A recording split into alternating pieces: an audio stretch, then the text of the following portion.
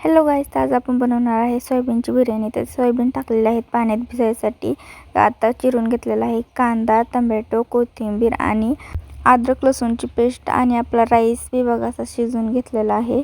आणि आता राईस झालेला आहे शिजून. आता टाकायचं आहे आपल्या गरम गरम उकळत्या तेलात कांद्याला तडका द्यायचा आहे बघा. तर कांद्याचा तडका दिलेला आहे आणि आता असं म्हणजे कांदा वरून आपल्याला टाकायचा असतो राईसच्या लेअरमध्ये. तसा घ्यायचा आहे. माझ्याकडून ते जास्तच करपून बसला बघा. ते काय त्याच्याकडे काय लक्ष देऊ नका. आणि आता बघू शकता तुम्ही, आता खडे मसाले आणि कांदा हे सगळं आता एक मिक्स करून घेतलं आहे मी.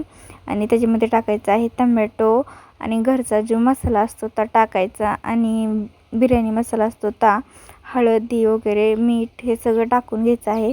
आणि त्याच्यानंतर टाकायचं आहे सोयाबीन आणि थोडंसं पाणी ओतायचं आहे शिजूस तर.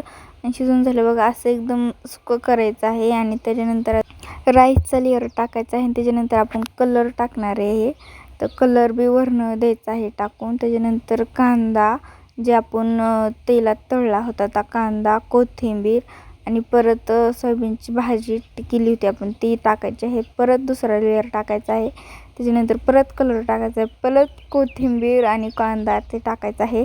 परत सोयाबीन वगैरे टाकून घ्यायचं आहे. परत तिसरा लेअर टाकून घ्यायचा आहे. तर कशी वाटली आपली बिर्याणी नक्की कमेंट करून सांगा.